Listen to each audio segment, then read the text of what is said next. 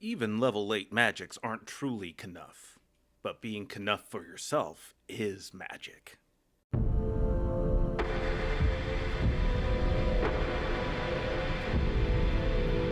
Hello there, everyone, and welcome back down here to the Gamer's Den with me, your host, Jordan, your master of lore and storyteller extraordinaire, bringing you our next episode of the first edition Pathfinder Arcanist guide.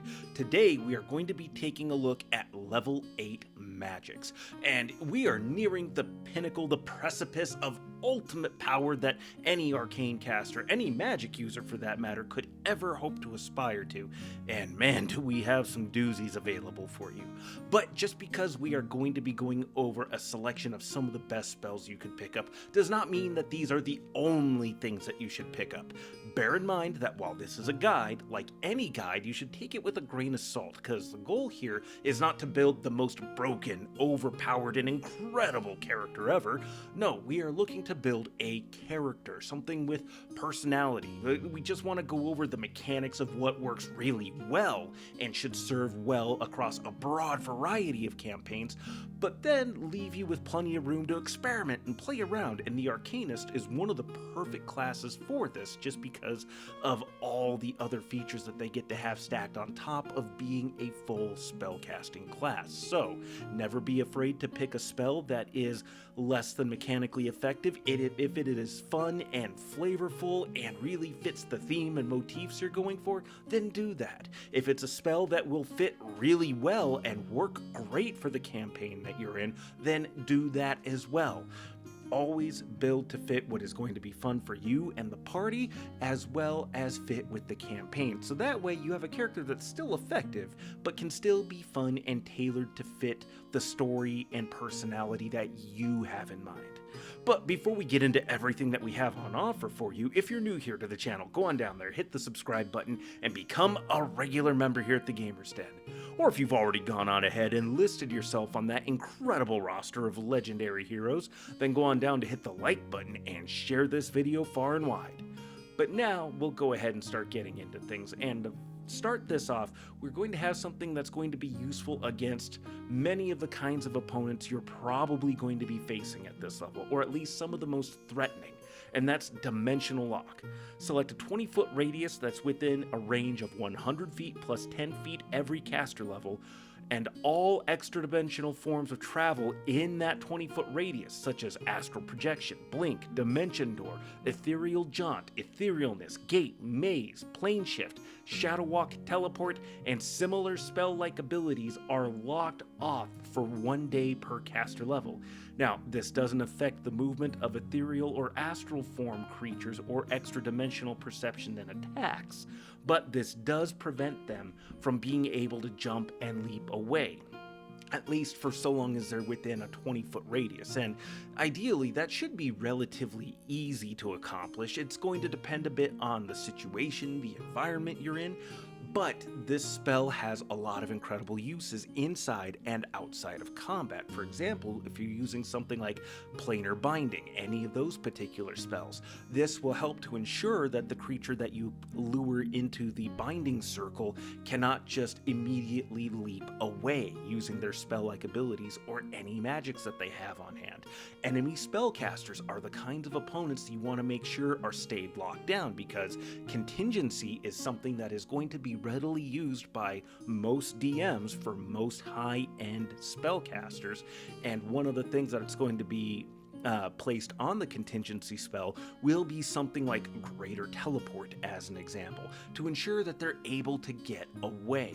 And they'll probably have other backup means, but making sure that you're able to put down the opponent right in front of you that moment is going to be useful, because you're forcing them to spend more resources to get away. And this is also going to work with a multitude of different kinds of outsiders who are going to have these kinds of abilities that allow them to get away from you and the rest of the party. But we go on from there to the next spell, which is Discern Location. After the 10-minute casting time is completed, for an unlimited range with no saving throw or spell resistance, any creature you have seen or have a belonging of, and any object that you have touched once can be found, no matter the distance, location, plane of existence, or protective spells. Only Mind Blank or outright deific interference can prevent this spell from working. So Discern Location, your penultimate information gathering spell.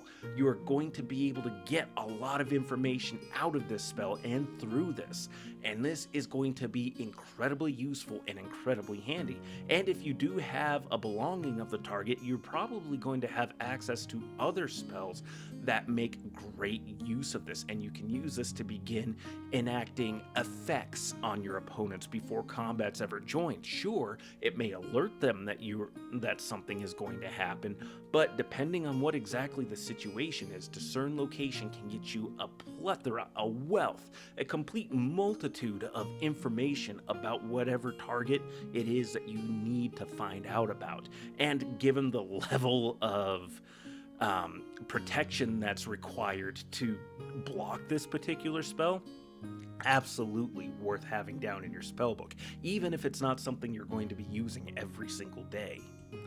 Then we have Mind Blank, which is going to be handy because you need Mind Blank to stop things like Discern Location. Target one creature within 25 feet plus 5 feet every 2 caster levels, and for 24 hours the subject is protected from all devices and spells that gather information about the target through divination magic, including also spells like Limited Wish, Miracle, and Wish spells used to gather information about the target. Also grants a +8 resistance bonus on saves versus all mind-affecting spells and effects. And even though this is a resistance bonus, meaning this is going to clash with items like Cloaks of Resistance, the fact that this is still going to be a superior bonus over top of it, and it's typically going to be going over will saves, means that this is still going to be handy for you to cast on, say, yourself or another ally, particularly the party fighter or barbarian if you're going into the thick of combat against creatures with a lot of mind-affecting spells. So even if you're not necessarily worried about protecting against scrying and divination magics, throwing this on to protect your low will save allies is still going to be great to do. Next is a spell that is definitely a handy backup to have, and that's Clone. Costs 1,500 gold pieces in supplies and equipment, and a bit of flesh from the target, 1 cubic inch if I'm remembering right, plus a growing time of 2d4 months to make a clone body that a free and willing soul can hop into for 2 permanent negative levels. Now, while that does hurt, this is something that only activates in the worst case situation, which is death. If you die and you have a clone prepared back at home with some extra equipment handy, you pop back in and now you just have 2 permanent negative levels to worry about and to deal with, which, fantastic, because now you're still a high-level caster. Sure, you're going to take a bit of a hit against what you're capable of doing, but coming back from the dead handily and for just a cost of 1,500 gold pieces and some time, and you're going back to a relatively fairly secure location, one would assume, this makes the spell absolutely invaluable. You don't even have to include your allies in with this if you don't want to. It takes time, and you are going to have to spend more money, particularly the 1,000 gold pieces for supplies. The 500, if I remember right, is for the lab equipment. If you already have the lab equipment, then you're just shelling out some extra coin in order to generate clones for the rest of your allies. But depending on your character's personality and how you want to play things out, maybe you don't really have to worry about that. But going on from there, a spell that we mentioned earlier offhand, Greater Planar Binding. Target up to 3 elementals or outsiders, totaling 18 hit dice maximum, no 2 of which can be more than 30 feet apart, or 1 singular creature of 18 hit dice. Each creature must be persuaded by you if they fail the will save to resist the spell and are lured into the trap.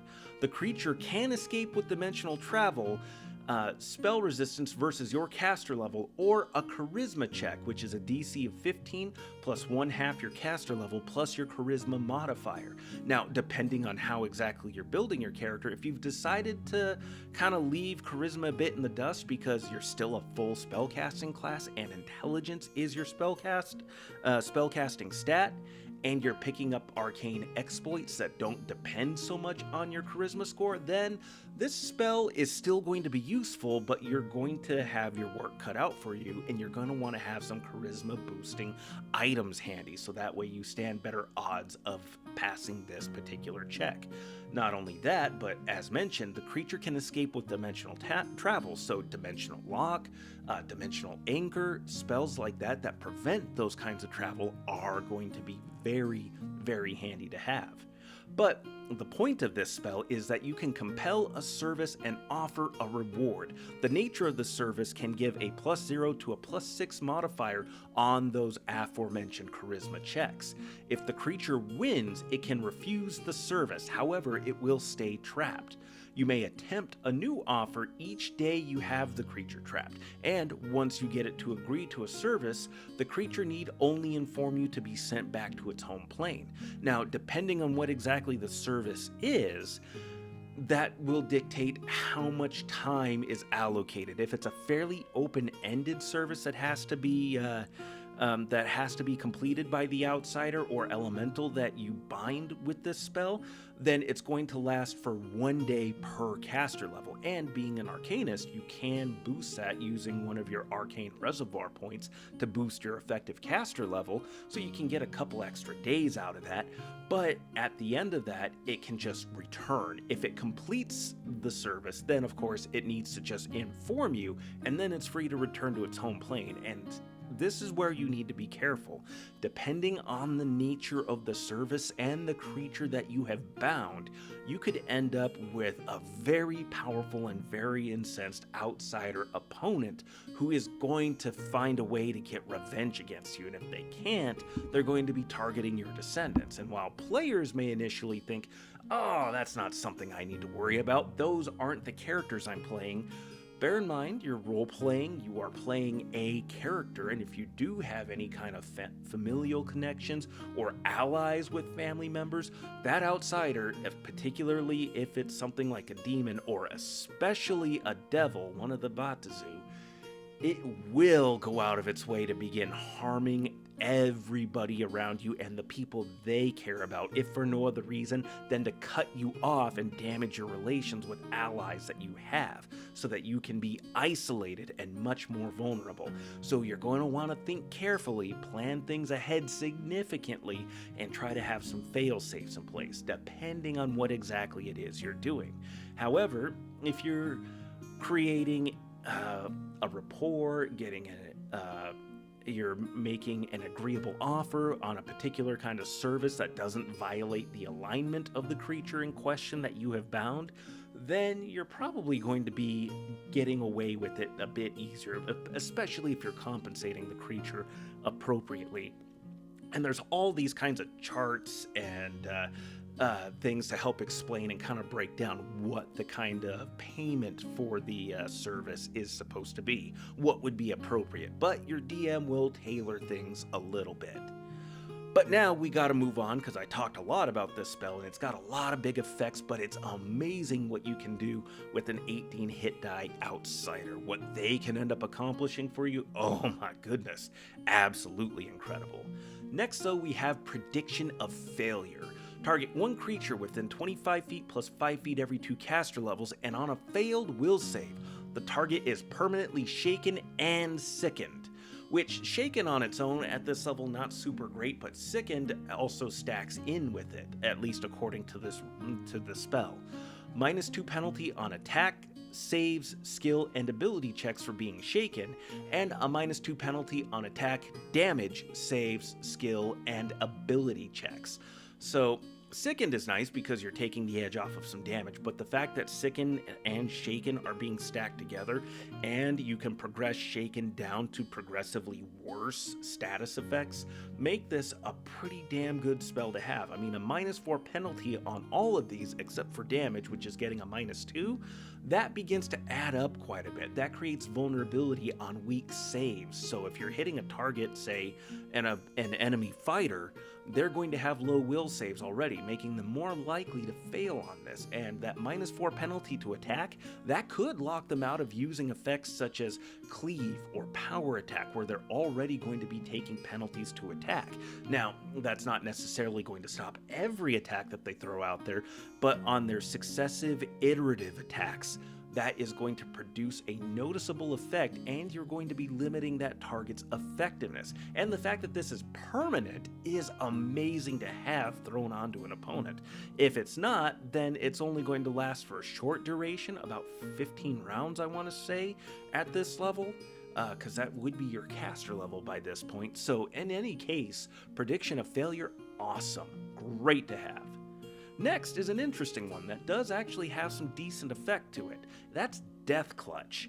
Target one living creature within 25 feet plus 5 feet every 2 caster levels, and on a failed fortitude save and at less than 200 hit points, the target is reduced to negative hit points equal to your caster level or their constitution score -1, whichever is going to be less negative. They die at the beginning of your next turn. At 201 or higher hit points, this spell will instead make them staggered for 1 minute and deliver 1d4 constitution drain and 1d4 constitution bleed, as you're basically still wrenching their heart in their chest. If they pass their save, however, they are staggered till your next turn, which does limit their action economy pretty significantly. Now, there are some additional descriptives in this particular spell, notably that if the target, after you've ripped their heart free from their chest, if they're hit with a regeneration spell, then they're not necessarily going to die because the spell is actively restoring their heart. It's keeping them going. Where this gets to be fairly limited, pardon me for stumbling there, is that you're targeting living opponents. Now, it's not, you could still be facing plenty of living opponents, but at this level, you're going to be facing a lot of outsiders. You could potentially be facing high-level undead, like liches, for example, a lich cleric, lich wizard. Those kinds of undead creatures aren't going to be affected by this. You could make an argument that a vampire could be, or at least you're ripping their heart away and they don't necessarily need that, but if you've got their heart, you can stake that pretty easily afterwards. And at least from a DM standpoint, I'd be willing to rule on that as being something possible, specifically with a vampire. But that aside, that's the biggest limitation at this point, is that you're not going to just be facing living creatures, and not all living creatures necessarily have an anatomy that leaves them vulnerable to something like this. Like, presumably a beholder has a heart, but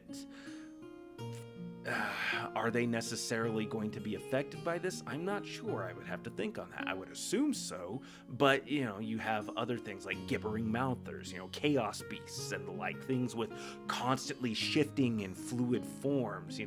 Even if you rip a heart out, they may just instantly grow a new one right then and there to just keep going because they're chaos. They make no sense. They're just puddles of living flesh that roll their way forwards in randomly spawning mouths, jagged teeth and claws and eyes, screaming horribly. So these kinds of creatures are not necessarily going to be vulnerable in that instance. And again, outsiders, they're not going to be vulnerable to this. But you can still hit a spellcaster with this, because a lot of spellcasters, particularly wizards, sorcerers, arcanists, they don't have the best fortitude saves, and they're not necessarily going to have 200 hit points, or if you have brought them below that point, well, tear away and deal incredible damage to your opponents.